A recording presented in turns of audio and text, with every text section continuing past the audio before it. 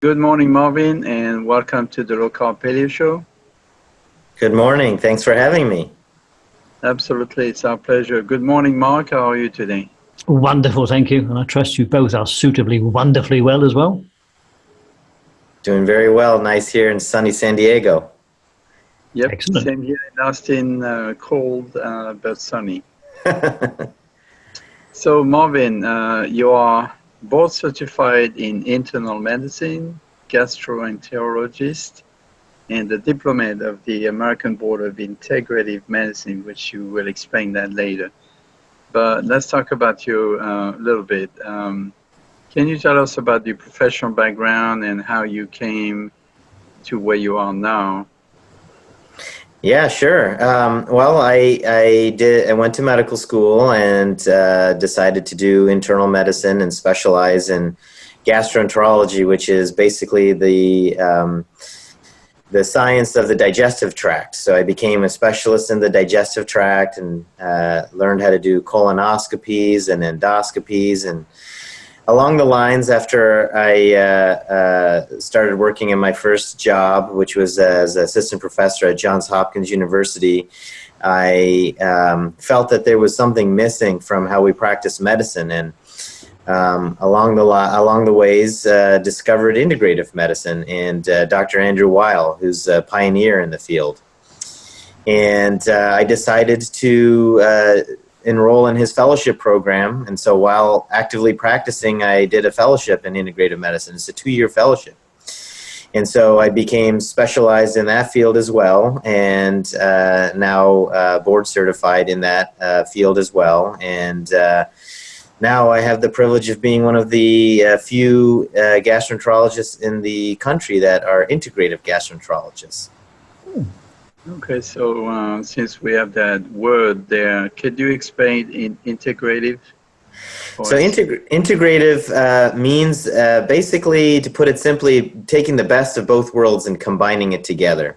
So, you understand and appreciate some of the other aspects of health and wellness and mind-body connection, herbals and botanicals and other complementary therapies. And you combine that with traditional medicine according to whatever the patient's needs are. So, if somebody has heartburn, you make sure you do the appropriate investigations for heartburn and talk to them about, lifestyle management and what treatments they prefer. And if they prefer using more natural methods, then I'm happy to use more natural methods because oftentimes that's better for them in the long run. So integrative basically means integrating all aspects of, health and wellness into one person and looking at the whole person, the whole body together, which is often something we miss when we, are practicing medicine in a regular busy practice. And it's not something that's too often focused on in our training. Right. So does that make your life more difficult because you have to combine the Western style of medicine with the more, alternative? It can be a little mentally challenging, that's for sure. It can definitely be mentally challenging, but once you kind of do it for a while and you kind of get the hang of it, then you create your own algorithms in your head, and it's kind of becomes the new normal for you, just like anything else.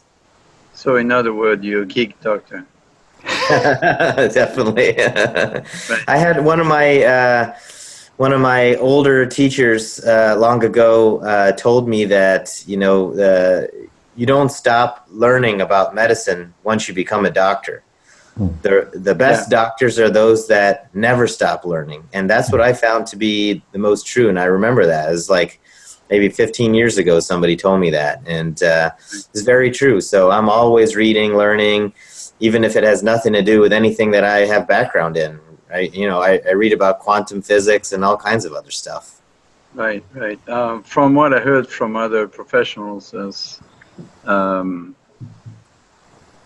you typically learn more from your patients than what you learn from your books, right? Right. So, a difficult patient comes along with a lot of history or some unique background, then You can look at that as, oh, I don't know what to do, this is too hard, or you can look at it as a challenge and learn from the patient. Yeah, yeah. That's how I look at it.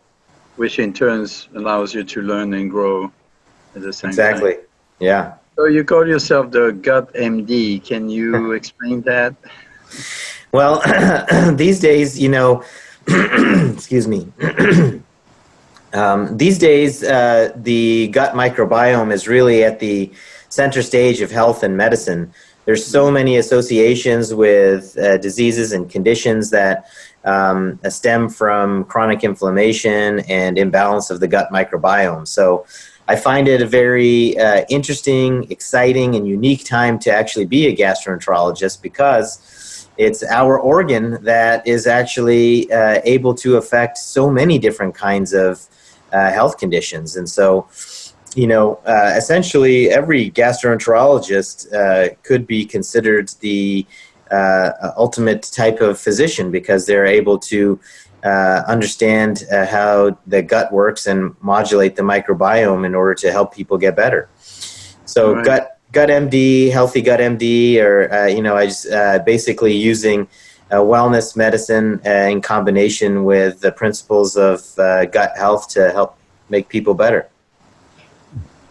Thank you. For our listeners that are not familiar with the term, can you explain the microbiome? Oh, yeah. So the microbiome, basically, we are not human beings. Our majority of the cells on our body are made up of microbes, or different microorganisms, whether it's a bacteria, a virus, or a fungus. Inside of our digestive tract, which is what we refer to as the gut, there are over 100 trillion different microorganisms.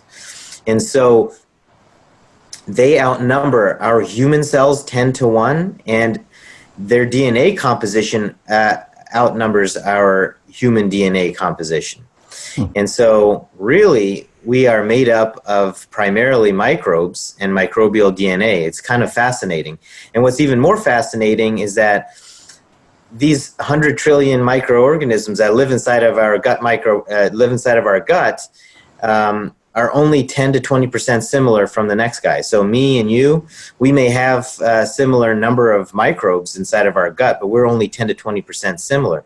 Whereas if you looked at our chromosomes, you know, all human beings have chromosomes and genes for the same things, you know, hair, you know, nose, lips, mouth, ears, you know, those kind of things. That's why we all come out as human beings when we're born. But inside of our gut microbiome, it's a totally different ecosystem. Everybody has basically a signature. Right. So basically, we're just a life support for all these bacteria.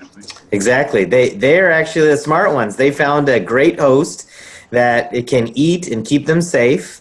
And in exchange, they help us. But if we do some of the things that aren't so good in life and health, have too many bad habits, then they'll still support us, but some of the bad guys will start predominating, and the bad guys are maybe a little more reckless. Maybe they don't care as much about longevity as the good guys do. So what's going on? I know it's going to sound a little childish, but sometimes that's what it takes to understand. There's a big war going on inside our gut between the good guys and the bad guys. Can you tell us what the bad guys are and what they could do if they're allowed to overcome the good guys? Well, one of the biggest concepts, I guess, of what the bad guys can do when they start predominating and beating up on the good guys is that they create inflammation. Mm-hmm.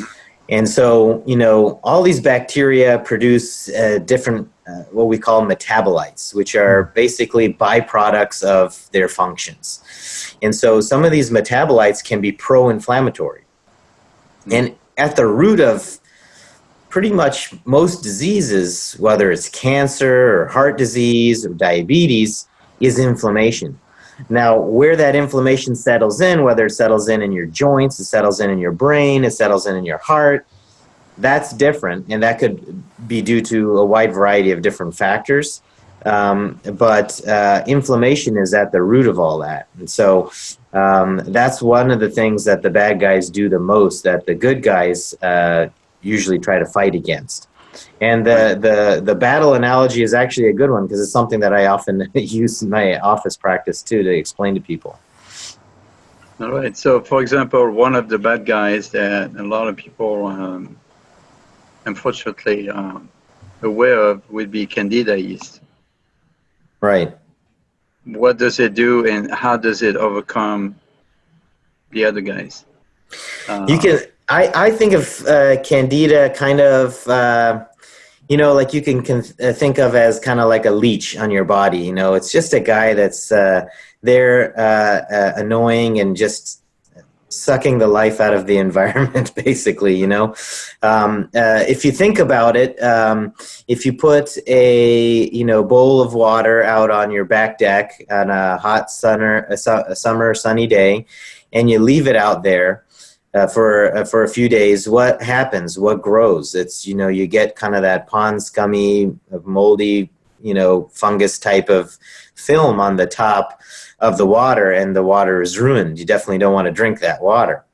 Right. And so that's how I kind of think of yeast. It kind of throws off the balance. It's kind of overgrows. Yeast and mold can grow on a lot of different surfaces, and they can throw off the whole ecosystem and upset the environment. And what you see sometimes is when there's an imbalance of some of the good guys being lower in levels, is that you may see some predominance of yeast grow up, because yeast are kind of like opportunistic organisms. So when nothing else wants to be there, hey, look what happened. The yeast are there.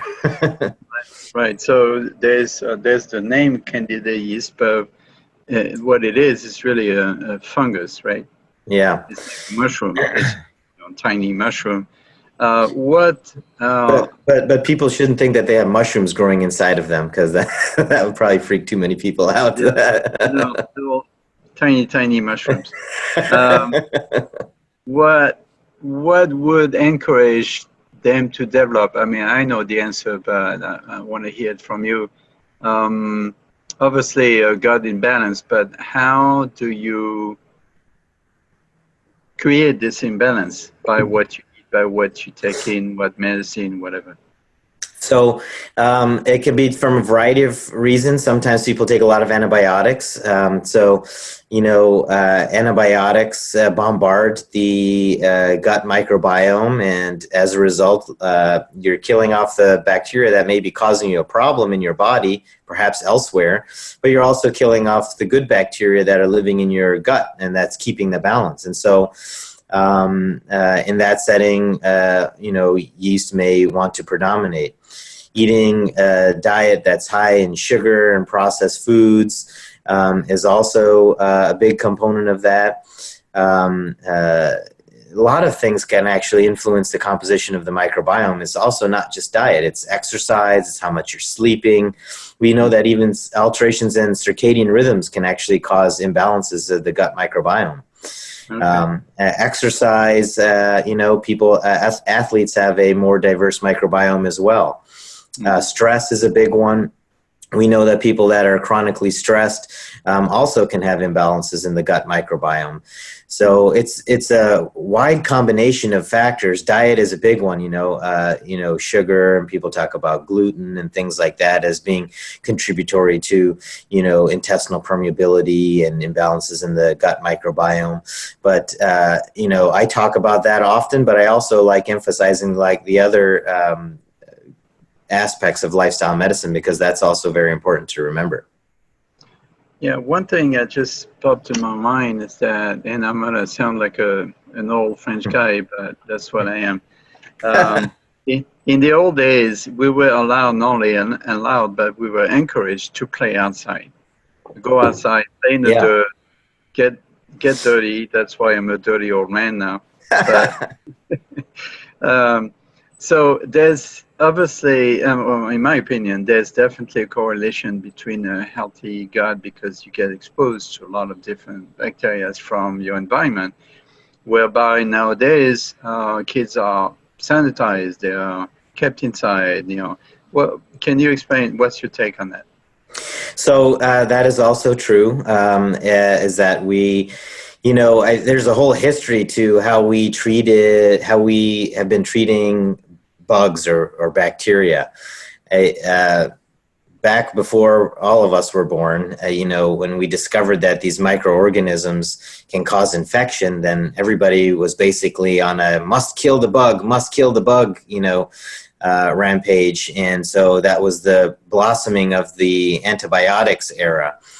And now we're learning and realizing that, yes, we do have antibiotics that can be life-saving. I mean, if you have a pneumonia and you can't breathe, then you're going to need antibiotics, otherwise you might die.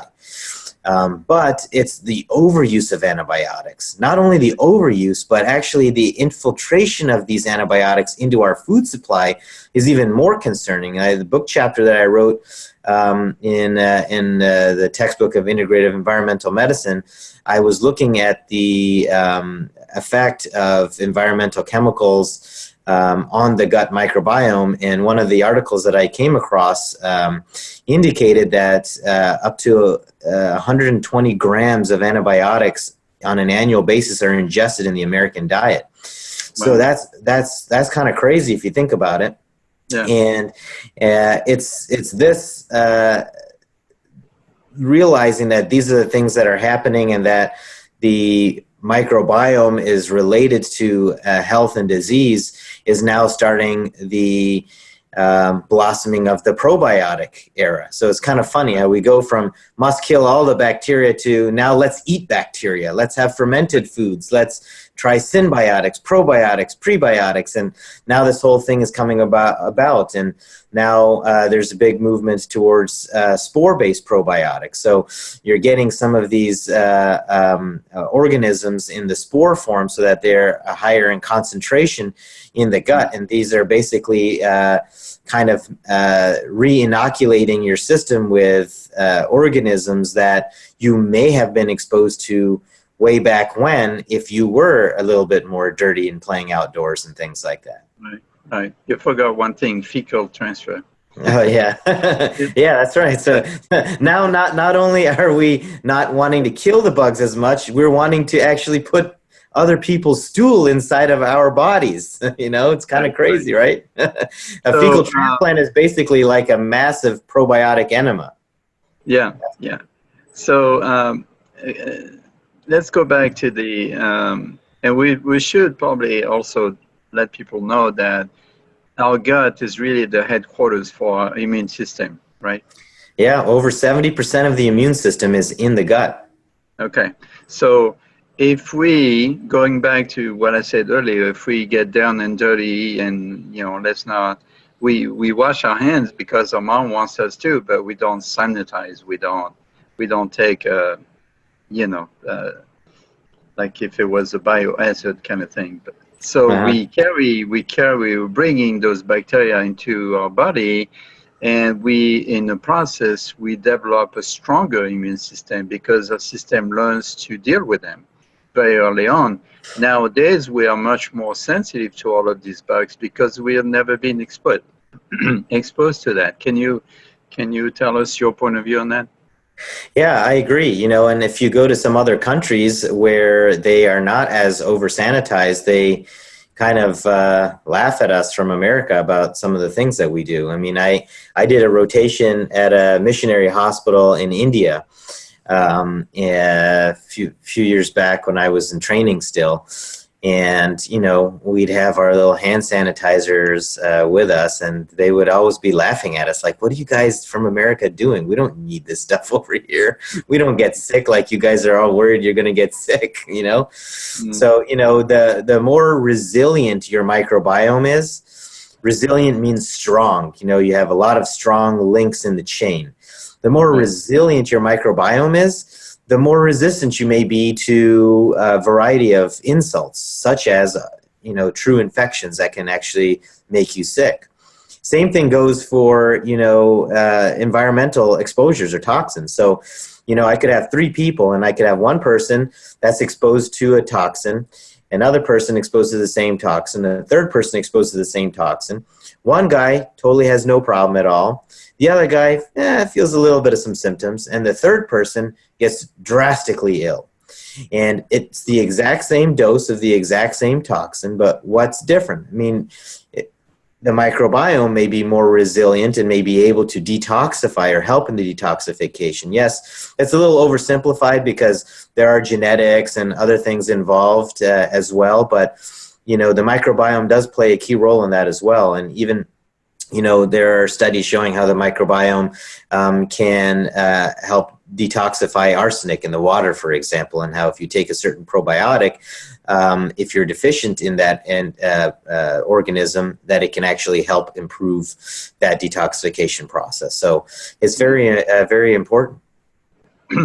Would you say that the infamous Montezuma, what is the... Monsanto? No, Montezuma disease, when you go to Latin America, right? Isn't that the case of being exposed to bacteria that you're not familiar with, and your body just goes crazy and gets sick, right? Yeah, it could also be, sometimes the viruses run through your system, and no matter who you are or what your microbiome is, you're going to get sick if you eat it. I mean, like if I say I have the best microbiome on the planet, everybody should come to me for their stool transplant, and then I eat contaminated food with salmonella, I'm probably going to get sick. Some of these bad guys are just so invasive that they tear up the system. And you have some interesting bad guys like Clostridium difficile, for example, and that's a guy that sounds like it can choose when it wants to be bad or not. I mean, I may have Clostridium difficile living inside my gut right now, but I'm not sick from it. But if I happen to take antibiotics for a sinus infection, for example, then I may lower down some of the species that are keeping it in check. And now that Clostridium difficile wants to start making toxin because his whole system isn't being suppressed as much as it was before. Right. And we take an antibiotic then to what we think kill this Clostridium difficile, but what we also see in many instances is that even after you take this antibiotic to treat the Clostridium difficile, the guy's still living there in the gut microbiome. He doesn't go away. Right. He just becomes quiet. Right. So to use an analogy, our gut is like a neighborhood or city. There will be a good, nice neighborhood. There'll be bad neighborhood.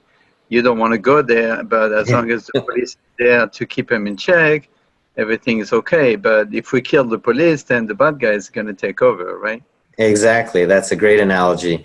The other analogy I also have when I explain to people about the gut microbiome is that it's not always in the name of the organism. Like if you say, I have such and such organism in my gut. Oh man, I read an article and I read that this organism is really bad. What do I do to kill it? This is how people think. Yeah. That doesn't necessarily mean you have to do anything. Because the analogy I give is that, say I am sitting in a room with you and 10 people walk in the door. And you learn that those 10 people just got out of jail because they all killed somebody. Should you be nervous that you have 10 killers in the room with you? The knee-jerk reaction for most people is, yes, we should be very nervous. There are 10 killers in the room. Then if I say, well, what if I told you that while all these 10 people were in jail, they all became holy men, and now they're men of God, and they converted, and they are very religious, and they're helping people, and they're all about charity and whatnot. Would that change your mind? And inevitably everybody says, well, yes, that would change my mind. So it's not necessarily in the name, because the name of the person is the same, whether he was a criminal or now he's a holy man. Mm-hmm. It's in what those people are doing.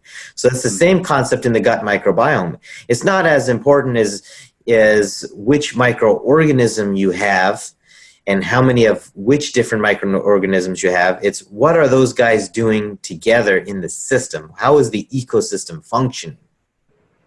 Right. Is inflammation being created? Are good things like short-chain fatty acids being created? Are vitamins being made? These are kind of the questions that should be asked. Right. Okay. Thank you for sharing that. Another concern, which is definitely a modern concern, and it relates back to the excess antibiotics in our water, for example, or excess use, is that we are more and more bugs actually are more and more resistant to antibiotics, right? That's correct. Can you explain that fact? These guys learn from each other too. So, these microbes, just like we can learn a new skill, you read a book, now you're an expert on this topic because you read 5 books on a certain subject. These microbes can change and adapt too. So if they're continually seeing antibiotics, especially even on a low-grade basis, doesn't have to be, could be coming in through your food supply or whatever other route. They can learn how to survive in that atmosphere. So that's what resistance is. And they can also actually exchange genetic material with each other. So you could have one guy over here saying, hey buddy, I have the genes that can help you fight this antibiotic. Do you want it? Yeah, sure, I want it. Okay, here you go. Now it's got it. So these microbes can actually exchange genetic material, which is another fascinating component of this whole system. Kind of like French kissing, right? Yeah. Well, they say, I don't know if I take it seriously, but they say that people that French kiss tend to have a stronger immune system, right? They cross-pollinate each other. Well, there are thousands of bacteria that are exchanged when you do that. So, I don't know. Hopefully, you French kiss somebody with a good oral microbiome. Yeah, only a French guy would approach this discussion. Okay, going back to serious business. There's concerns, especially around hospital, that you get your treatment, blah blah, whatever reason you go there, and then you're going to get that bug that's really resistant to everything. Can you talk about this? Well, I don't remember the name of the bug, but it's a specific type of aureus something, or maybe MRSA or MRSA or VRE. That one. Yeah. Well, I mean, there are such types of infections called hospital-acquired infections, and this is one setting where we understand that it's good to be a little bit more on the cleanly side because we have other people whose health are at risk. So, yeah, it's good to be out and running around and playing in the dirt and doing yoga, on the beach and being out in the environment. But the hospital is often where you have sick and vulnerable people. So you have elderly people, there's pregnant women, there are little children. And so their immune systems may be, a little bit lower at baseline due to a variety of factors. Some people are on chemotherapy because they have cancer. So, their immune system is weakened and we don't want to endanger them. So in those situations, people are often put in what we call an isolation room so that they are not, mixed in with the general population so that an infection they may have doesn't spread and vice versa. And you usually wear gloves and a gown and things like that so that you don't spread the infection. Now, what you could think of doing differently for yourself is, often they have the Purell or, one of those automatic, waterless hand sanitizers. And often right next to that same machine is soap and water. So I generally use the soap and water because these other types of hand sanitizers often have other chemicals that can maybe be more disruptive to your health and your skin and things like that. So I often will just use the soap and water if I have the choice. Absolutely, yeah. It's been proven that soap and water kills 90-something% of bacteria. Yeah. One thing there's a couple more things that I'm interested to know more is how can you explain to us what Crohn's disease and IBS is? So Crohn's disease, Crohn's disease and ulcerative colitis often go together, hand in hand, in a discussion, and they're lumped together as inflammatory bowel diseases. Mm-hmm. IBS is irritable bowel syndrome and is a completely different condition. So Crohn's disease is a condition, and so is ulcerative colitis. Basically, the immune system is attacking itself. So it's in the category of an autoimmune condition, and the immune system has decided that it's going to attack the digestive tract. And so in Crohn's disease, you can have ulcerations and inflammation. You can develop strictures and fistula and things like that anywhere in the entire gastrointestinal tract. The difference with ulcerative colitis is that it's only confined to the colon. And so these are inflammatory conditions. Irritable bowel syndrome is not an inflammatory condition. It's a condition where people can have symptoms like abdominal pain or bloating, fluctuating bowel habits, whether it's constipation or diarrhea or a mix of both, and things like that. Some may think of it as a prototype condition for an imbalance of the gut microbiome, because perhaps a lot of these symptoms are occurring as a result of that. It's not an inflammatory condition. So if you do a colonoscopy on somebody and you see ulcerations, you really couldn't say that your problem is irritable bowel syndrome. It's possible they may have an overlap of both, and sometimes people with inflammatory bowel can have irritable bowel, but it's a differentiation that needs to be made. Okay. So how do we deal with each one of them? What's the best way? So it often depends on the severity and how bad the inflammation is. Often when people have an inflammatory bowel disease, they're taking medications to reduce the inflammation and help heal the lining. I also talk to people about more lifestyle-based medicines that can be complementary to whatever treatment they're on. Including looking at kinds of diets, making sure they clean up their food. A lot of times people don't have a clue that that the fast food that they're eating could be contributing to their inflammation in the gut. I actually have some patients who flare only when they're on vacation. Otherwise, they're generally well controlled. And when they're on vacation, what are they doing? They're enjoying themselves maybe a little bit too much, drinking more alcohol, eating more foods that they know they probably shouldn't be eating, but they're on vacation, so they do that. So diet definitely plays a role. Stress plays a role. A lot of people can flare when they have a lot of stress, whether it's a life stress or something happens at work, or they're not sleeping well enough, causing more stress. Combination of a lot of different things. So we talk about those, and there are some, anti-inflammatory type of herbs and supplements like turmeric and boswellia and things like that we can sometimes add into the regimen that can help reduce the inflammation. And there are probiotics and spore probiotics that we can use that have been studied in inflammation in the gut and intestinal permeability to help heal the gut as well. So there are a variety of things we can do. If somebody has irritable bowel syndrome, we may not be so focused on inflammation in that setting, but we may be more focused on trying to help reduce their symptoms. And so oftentimes diet plays a big role in that too. There's a group of foods called FODMAPs, which are basically highly fermentable sugars and sugar alcohols that occur in a variety of different foods. And they can cause gas, bloating, abdominal pain, diarrhea, things like that.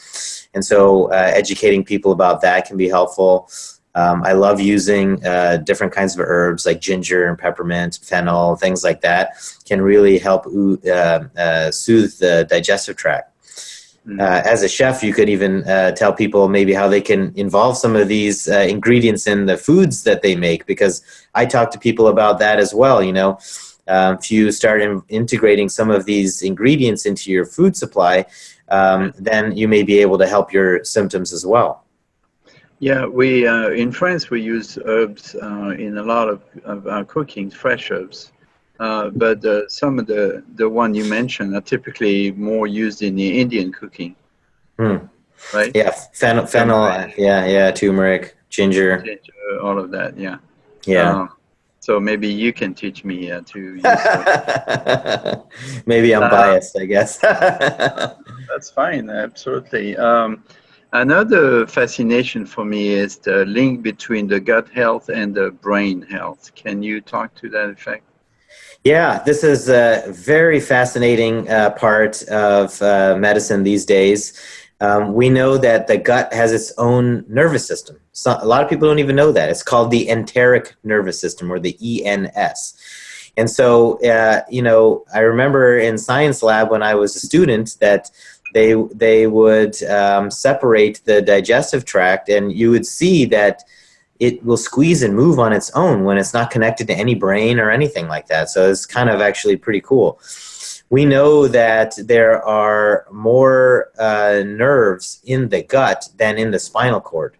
So think about that for a second. That's kind of fascinating. And that essentially every neurotransmitter that's found in the brain is also produced to some degree in the gut.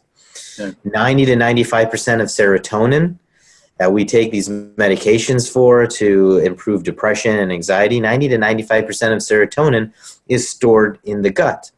And so is definitely a connection with this information superhighway between the gut and the brain through the vagus nerve, where I explain to people is just kind of like up and down exchange of information constantly throughout the day. Kind of like the Autobahn in Germany, it's always something zipping around. And so instantaneously sometimes when there's a gut sensation, you actually see on MRI scans that there is alterations in brain function. And to even kind of take this to the next level, that in science these days, there's many connections being developed between imbalances of the gut microbiome and Parkinson's disease or Alzheimer's disease. And so we're seeing that being elucidated more and more. One of the famous experiments I like to tell people about is that it's not the nicest of experiments, but they had a baby monkey that was born and separated the monkey from its mother shortly after birth. They looked at the microbiome in that monkey before that separation and then after the separation. And what they found was that the microbiome of the monkey shifted so that it had more of a particular kind of bacteria known as Prevotella that was predominating in the gut microbiome, and that microorganism is associated with adult mental health disease like depression, anxiety, OCD. And so this is a very fascinating connection that's showing how the gut and the brain can be connected, that alterations in the microbiome can actually cause neurologic or mental health problems. So when you have that gut feeling, that's your stomach telling you something, right? It's thinking for itself, right? Yeah, it's the real deal. Well, I've worked a few times with autistic children and ADHD children as well. And I've noticed, and I was surprised, but I mean, I've read about it, but I observed it myself, the improvement in their state of mind when you improve the diet, when you change the diet. Can you speak to that? There are certainly, particular kind of foods that can. So we already talked about that the food can actually affect the gut microbiome. So that's how that connection can be made. If you are eating a lot of pro-inflammatory foods, a lot of fast foods, maybe you have some sensitivity to some foods, and that contributes to intestinal permeability or leaky gut, then you could perhaps get inflammation in the nervous system or the brain, and that could affect behavior. Certainly. So in children, sometimes we see that, if you get rid of dairy or gluten or eggs or soy or, one of these high offenders, that their symptoms may improve potentially. Right. The problem is that for these kids, those kind of food, they typically have a very narrow diet, and it really, they're hooked on these foods mentally and emotionally. if you take them away, they'll scream murder. It's perhaps related to this dopamine release, you know, because that's kind of how the same concept of why sometimes they say you pulled an all-nighter, say you didn't sleep for 48 hours, and that's a stress on the body, and you wait, and now you're on the 48th hour, and you come down to the kitchen, and you have the choice between a bowl of fresh berries or a bagel with cream cheese. Or a donut, let's say. You know that the berries are better for you. Right. You know you should eat the berries. Yeah. But more often than not, you will gravitate to the stuff that is not healthy for you, the donut or the bagel with cream cheese, because you just want to get that feel-good feeling. And so that's what happens. You eat that donut, I mean, temporarily, because afterwards you may feel sick from eating it. But temporarily you get that surge of sugar and dopamine, and you just feel good. You feel at ease. And that could be part of the process. Sugar is 10 times more addictive than some drugs like cocaine. Yeah. So that's what typically we call comfort food. Exactly. So you're saying that comfort food is actually bad for you. Comfort food can be like a drug, yeah. You should make the comfort food something healthy, then it'll be a double win for you. Yeah, maybe they should come up with a kale ice cream. Yeah. Okay, and here's a subject that just popped in my head because it's very current, which is glyphosate, Roundup, glyphosate, and it seems like it's infecting or it's into everything we eat nowadays. And because it is antibacterial, it damages our gut's health. Can you speak to that? Yeah, so just as the antibiotics can affect the gut microbiome, so can outside toxins and poisons and pesticides and herbicides. So glyphosate is usually the one that we often focus on because everybody knows about Roundup. And so it's basically, you know, it's kind of like another hit to your system. And this is kind of how disease and illness comes about. It's not just, oh, you took one antibiotic once, so that's why you have diabetes. I mean, that you couldn't draw that conclusion. It's you're adding drips in your bucket. So you're taking antibiotics. You don't sleep very well. You drink too much alcohol. You spray Roundup all over the place. You're eating non-organic foods. It's just like a hit after hit after hit. Now all of a sudden you have a problem. Your bodies have a threshold. They can only withstand so much, and then at some point something will break down, and then the problem will occur. And so glyphosate is basically like a poison on the system. Not only does it create inflammation and imbalance the microbiome itself, it actually messes up the microbiome of the plant that you're eating as well. Yeah. So we have to think about it that the plants live in soil and they grow in soil, and they need certain nutrients and they need certain beneficial items in order to grow and be that nice, healthy broccoli that's going to give you all the vitamins that you think you're eating. But if you're spraying that whole thing, the whole crop with the pesticide, like Roundup, for example, you are changing the microbiome of the soil and of the plant. And so I don't know that the nutritional value is exactly the same. We feel that the nutritional value is not the same when you're eating crops that have been sprayed with these foods. And so that's why we all talk about, you know, planting your own garden, eating organically, you know, things like that, because then you have a little bit more control over the situation, and you can at least try to reduce that exposure, reduce one less drop from getting in the bucket. What people don't realize, I was raised partially on a farm. What people don't realize is that the soil is actually a living organism. Yeah. With its whole combination of bacteria and that makes it more nourishing for the plants. And when Roundup or similar chemicals are sprayed on it, basically they kill the vitality of the soil. And so and they have to, in order to compensate, but they have to add more chemicals to help the plant grow faster or bigger, which is not healthy, and it's definitely not healthy, and it's definitely not nourishing. So, like you say, we should, we do recommend, if you can afford it, to eat organic as much as possible, and also keep an eye on the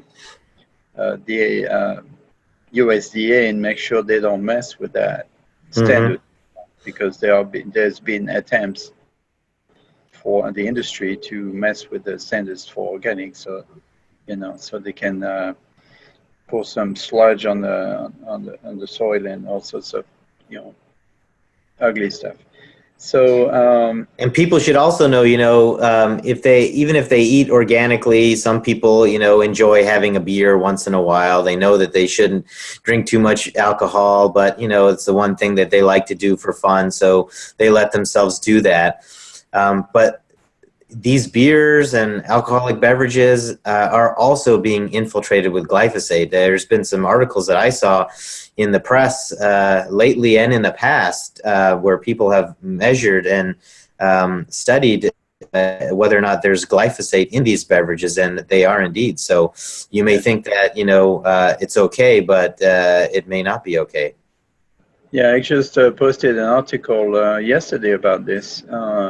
14 kinds of beer that are they actually contain glyphosate in them. So we they do have organic beer too. Not that we're promoting beer here on the show, but if you have to have one, you might as well try to clean it up a little bit. Right. Same with wine. Same because they spray that on grapes. Same with coffee too. Actually, coffee is another one we don't think about. Coffee is one of the most heavily sprayed plants, and so there are very few actually really clean, legit brands of coffee that are organic, toxin-free, mold-free, and things like that. Purity coffee is an example of one of them that I often, prescribe as a medication to patients, or a medical food, basically, I should say, not a medication. But if you want to have coffee and you want to try to avoid extra drips in your bucket, then you might as well have that organic as well, because you want to just kind of reduce as many exposures as you can. We're human beings and we live in a human world, and there's chemicals in the air you're breathing in your house, whether you like it or not. There's chemicals in the air as soon as you walk out the door, but there's only so much you can do. You can't live in a vacuum bubble. But if there are things that you can educate yourself about, be knowledgeable about, then you can try to avoid some of those things so that you don't add to the burden. Right. The problem with this discussion, of course, we're making people even more paranoid. Yeah. Well, we're just trying to help. Yeah. Knowledge is power. About being paranoid. They really are out to get you. Especially the bugs. Yeah. Okay, so moving along, do you want to tell us about the book you're working on, Integrative Gastroenterology? Yeah, so when I went through the fellowship in Integrative Medicine, I wrote a book chapter initially in the textbook of Integrative Environmental Medicine. I believe Alain Cohen has been on your show before, and she's one of the editors of that textbook. And from there, I was offered the opportunity to edit the textbook of Integrative Gastroenterology. It's a Weil series book. So Andrew Weil is the series editor. And Oxford University Press is the publisher, and we've been working on it for about a year and a half now, and we're finally finished, and it's in the hands of the publisher. Hopefully should be coming out sometime towards the end of the year, I imagine, and it's really going to be an excellent source of knowledge and information. It'll be a great tool for practitioners to learn about the latest in gut health and microbiome research. I also think it'll be a good resource for patients or the general public as well, because It's going to have a lot of updates on what some of the latest microbiome research is, and perhaps explain some of the things that they may be experiencing and help them understand about it a little bit more. Mm. And it's a fascinating and booming field right now. Definitely, for sure. So we're excited to have that come out. All right. And you also do talks. Can you tell us about the talks and what you talk about?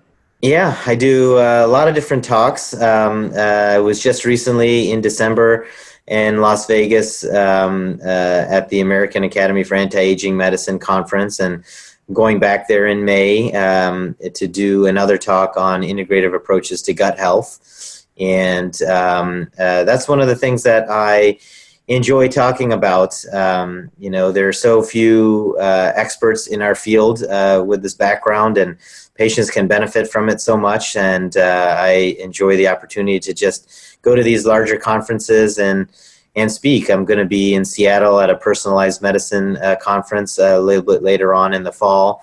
And I may be also speaking at another major conference in San Diego in the coming months as well. So I enjoy educating and talking to people about it, because when I went on my own wellness journey and started learning about integrative medicine and gut health, I made a lot of transformations in my own health. And a lot of it was actually none of it was because some other doctor told me that I needed to do this or that. It was all through education and self-knowledge. And anybody is capable of learning, and it's most important to learn about yourself and your own body and what's going on inside of your body. So only way to do that is by learning. And so I figure I can teach a lot more people on a bigger spectrum by speaking at a lot of these major international conferences.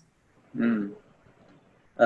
Going back to the food part of things, I know there's no such thing as a blanket diet, but what would be the best gut-friendly diet out there? So that's a great question, because my philosophy is that there is no such thing as a universal diet. If all of us are 10 to 20% similar in our gut microbiome composition, and we all have maybe different SNPs of nutritional genetics and things like that, sensitivities to various foods, that makes us very unique as far as what may be the optimal diet for each of us. And so that's what I do in my practice, is I try to help people figure out what their highly individualized program and nutritional plan should be. None of the tests are 100% perfect. This is a rapidly evolving field. A lot of companies are popping up, almost on a monthly basis. I'm seeing something new. But we have definitely some great tools that we didn't have in the past that can help us understand how somebody should eat. And so I use those tools to help create people's highly individualized program. If I didn't have any of that information and somebody wanted, diet advice, I think some of the underlying common themes in all diets are basically to eliminate the highly inflammatory foods, avoid processed foods, packaged foods, eliminate, sugar exposure, focus on, organic, colorful variety of vegetables and fruits. And the bottom of your food pyramid should be vegetables and fruits. We want to try to tell people to shoot for at least 5 to 7 serving sizes of vegetables and fruits a day. I usually tell that at the beginner stage. And when you start accomplishing that, I try to push people to get more towards 7 to 9 range. Because the more vegetables and fruits you have, the healthier microbiome you'll be able to cultivate as well. And you want different vegetables and fruits. This is the big thing too. You want different foods. It's a variety of foods. That's what people say that, you should eat seasonally. It's because you want to kind of eat what's natural in the environment at the time that you're eating it. That also will help cultivate a diverse microbiome that is capable of doing different kinds of things. If you say, well, hey, doc, I eat a healthy diet. I eat broccoli for breakfast. I eat it for lunch. And I eat it for dinner. What's wrong with that? Broccoli is good, right? Yeah, it's good, but it's not good when you eat it all the time, because all you're doing is basically shifting the population of the microbes in your gut towards these guys that love broccoli, and the other guys, they don't get fed as much. So eat a lot of different things. Be adventurous. Try new recipes. Get cookbooks. Learn. Make it fun. It's actually a nice experience when you get fresh organic produce and you chop it up yourself and you cook it yourself. You smell all the smells. You taste it as you go along. It becomes an experience for your whole body, I believe. And especially go to the farmer's market and buy and eat what is in season. Right. What is the season? Eat in season. A lot of people, they go to supermarket because they have access to everything from everywhere in the world. They think, well, that's the way to go. To a certain thing, it is, as long as you stick with organics. But ideally, you should eat in season. So, you know, in winter, a lot of citrus food. I believe that nature, or, you know, a higher power, if you will, designed things pretty well. We are offered the kind of food we need for that particular season. You know, in the winter, there's more cold and flus. We get more citrus, which is very good to help heal with that. You know, in summer, you tend to eat more lightly and more salads and tomatoes and this and that. So, you know, as you grow and eat with the season, you also get the variety of food that you need, you know, your body needs. Right? True. That's a very good point. And plus, you know, you're eating, you know, foods that are meant to be grown in that time of the year, and so they may be the healthiest. When you are growing, you know, food at a time when it really wouldn't ordinarily grow in that environment or that season, you know, theoretically, perhaps the nutritional value may not be as ideal or the same. Right. And the other thing about the farmer's market is a good point, because it's fresher when it's coming straight from the farmer. Yeah. By the time you get something, I read recently in a book that green beans, for example, by the time green beans get to your plate from when they were picked, the level of vitamin C could be in the green beans could be 70% lower than if you ate it right when it was picked. Yeah. Now, for a couple of reasons, they're not picked when they're ripe because they take into account the travel time. So you have foods coming from, let's say, Chile or New Zealand or South Africa. By the time it gets to you, it's at least 2 weeks old. When you buy locally, not only supports your local economy, but the food is picked the same day or the night before they come to the market. And typically, local farmers do not use as much chemicals. And you can always ask them because they're right there. They live, you know, in the same town, most likely, or the same area. So you can actually confront them with those questions. Say, do you use pesticides? What kind of pesticides do you use? So you want to know. Typically, most small farmers can afford to be USDA organic because it's such a expensive process to go through. But once you get to know the farmers, and I would highly recommend you go visit the farms, you know, and see how things are done. So you can, you know, and I have a couple of farms that I know personally, and farmers that I trust to provide the right, you know, ducks and chicken and eggs and so on. And then another farmer I get my vegetables from. I trust him. I know they will do the right thing. And you eating in season, local, very fresh, much more nutritious, and you support the local economy. What's not to like about it? Yeah. Another aspect of that is, and this I learned from my microbiotic classes 20 years ago, is that not only you eat in season, but you also eat locally. So, for example, if you live in Alaska, you're not going to eat food that is grown in the tropics because they're not going to support you, right? Because each food is designed to survive and to support the local environment. So this is something also to consider. if you live in the tropics, you're not going to eat like heavy fatty foods because, you know, it's very difficult for your body to absorb if you don't need it for calorie purposes, you know. Obviously, an Inuit diet will be different than, you know, an island in the middle of the ocean, right? So we need to keep that in mind. Also eat the food that is local because it's adapted to what we need in that particular area. Exactly. So going back to you, you look like you're a busy man. You also appeared in a couple of documentaries. One is called Interconnected. Yeah. On the Shift, can you tell us a little bit?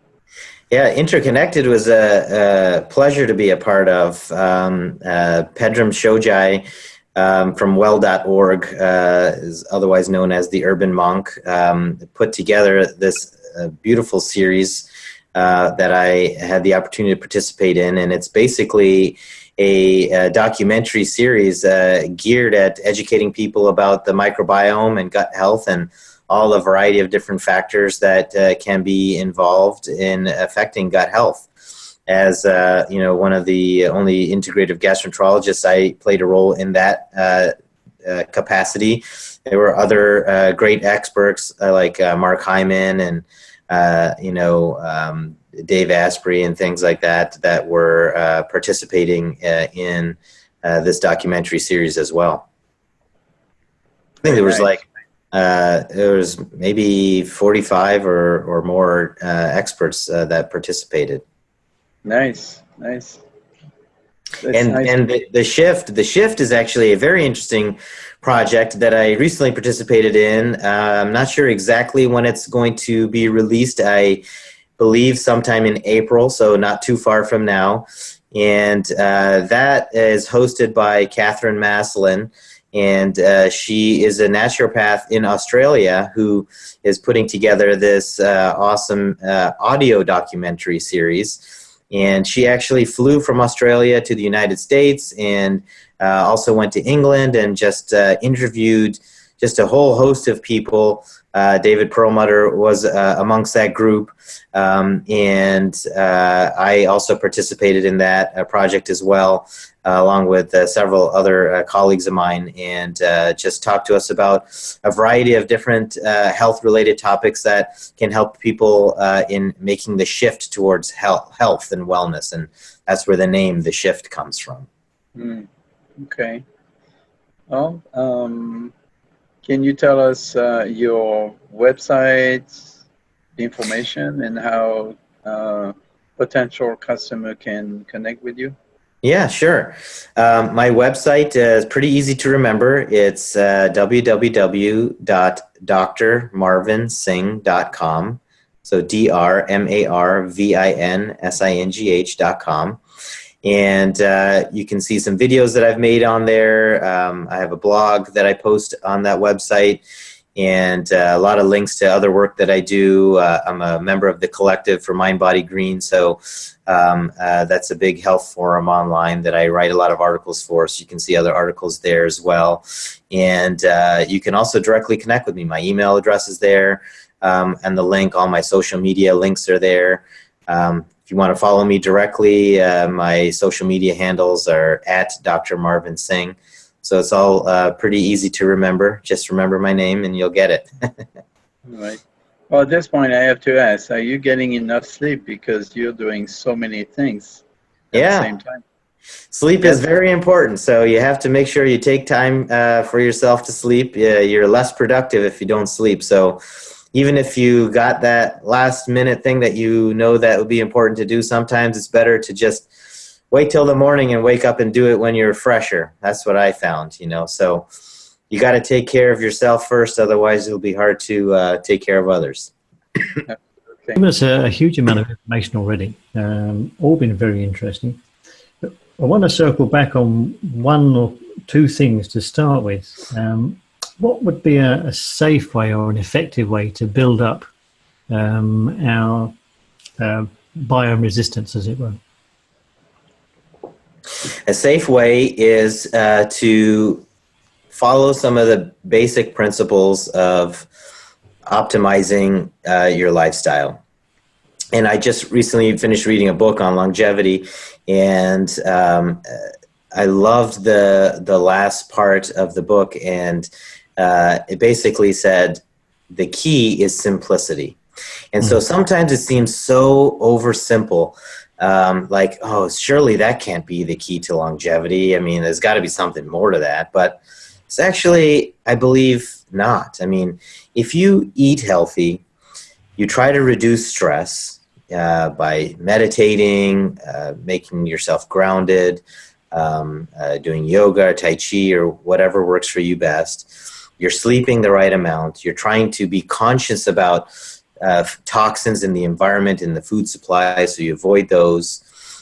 You cultivate meaningful relationships. You enjoy time with family and friends. You do things for others. You practice self-compassion, compassion for others. You do all of these kind of things. And that, to me, is the key to wellness, longevity, epigenetic health, gut health, because fascinating enough as it is, all the books that I've read, all the literature that I've read, all of the conclusions come to the same place.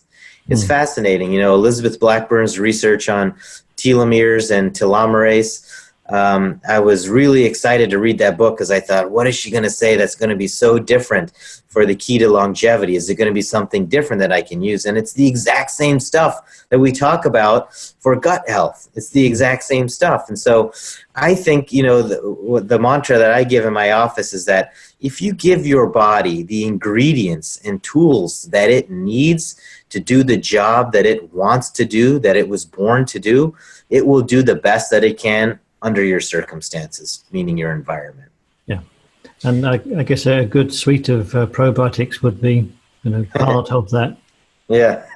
Probiotics can help because it's basically like you're giving yourself a little bit of a boost in that atmosphere. Now, you did mention spore-based probiotics, which seem to be a new thing sweeping through the probiotic world. What's your take on those? So they can they're a little bit more powerful in that you may have to kind of ease into them. Otherwise, you may get some side effects. And so there's nothing wrong in not taking the ideal dose that's on the bottle and just slowly ramping yourself up. I think there's some developing literature in their usefulness, and so I would stay tuned and continue to watch the literature. And I don't tell people not to take them. And in fact, if somebody is actually sicker than the average person, I might actually encourage them to start sprinkling a little bit of the spore-based probiotics into the system. Excellent. So one thing you did say earlier was that we've got a 10% similarity between, each of our different biomes. Yeah. So does that mean that at some point, and you said it's a signature as well. So yeah, does that mean at some point we'll see you on CSI? Yeah, now they'll start identifying people by that. We have a definitive match. Yeah. But is there a sort of a practical way it can be used scientifically? Sort of for, identifying diseases or something like that? So this is what people are doing now. So there is so much massive amount of information in the gut microbiome. And if you think about all of the varieties that could occur in each separate human being, how do you create treatments or medicines for a lot of people when everybody is so different? And so this is, I think, some of the concepts that are going to need to start being involved in drug and therapy development.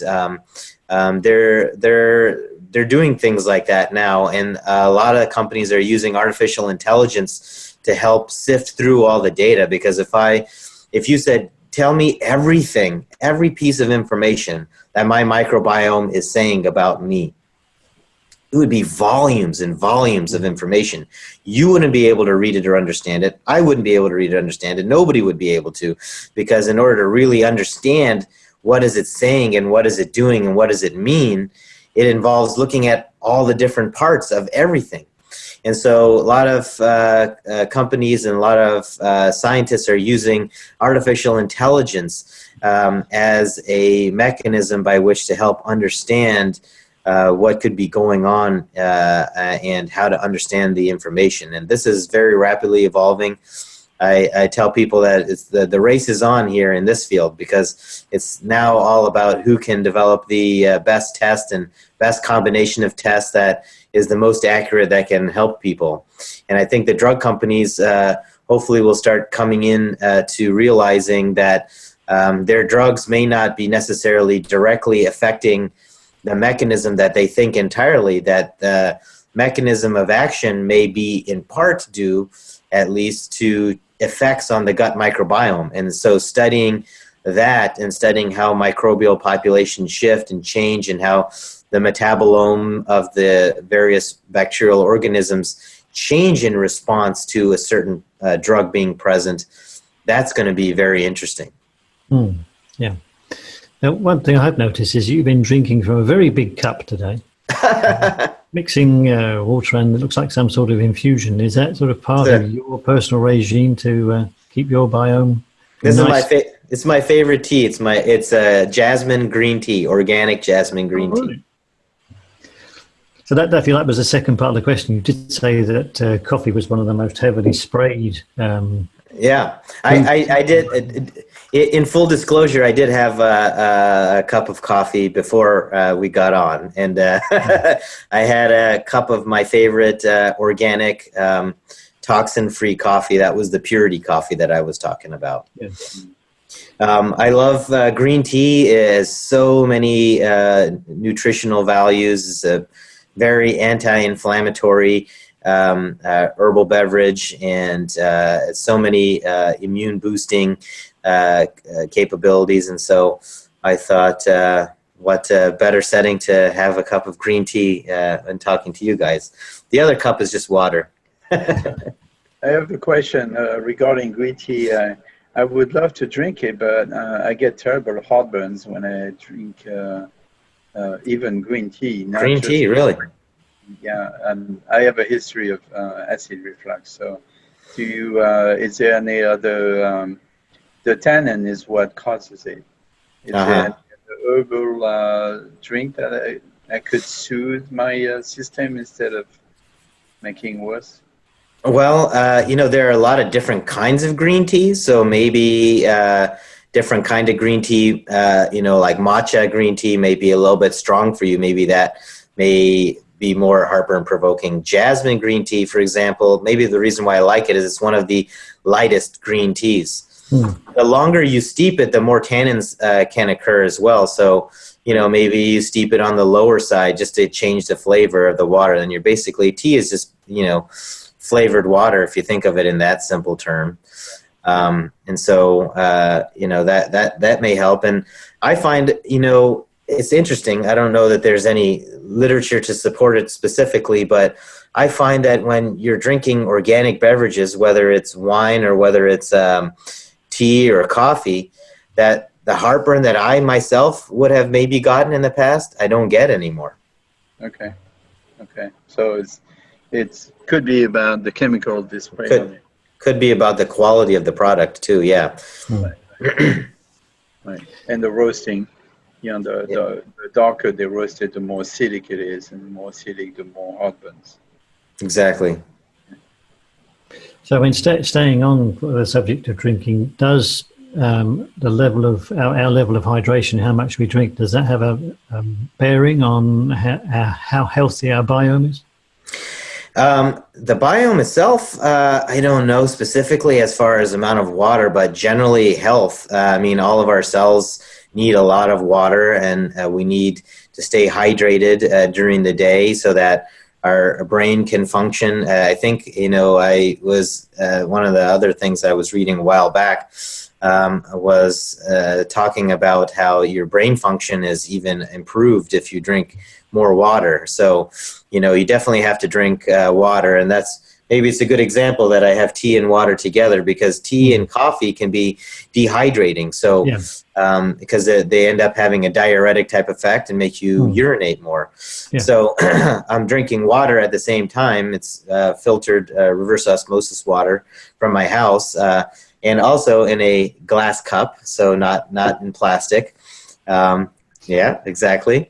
And so that will also help me replete whatever I lose. I notice you also like San Pellegrino as well. Yeah. We don't drink soda or pop, but that's the one thing we drink once in a while just to get a little fizz is carbonated water. That's actually one of my favorite slightly gaseous mineral waters. So. Yeah. Just make sure to buy San Pellegrino in a glass bottle, not the plastic bottle. Exactly, yeah. Okay, that's everything from me. Back to you, Alain. Okay. Would you like to add anything, Marvin? No, I mean, it's been a pleasure speaking with you guys. I really enjoyed this conversation. We talked about a lot of cool different topics. And I appreciate the opportunity to come and talk to everyone about gut health and the microbiome. Well, you're obviously passionate about your subject, so thank you for sharing. And I'm going to do the closing now. I'll wait until you finish drinking. So we all good. So here we go. Thank you again, Marvin, for being on the Low Carb Paleo Show. And as we say in Texas, à votre santé, y'all. Thank you very much. I appreciate it. It's been lovely having you. Thanks. Thanks.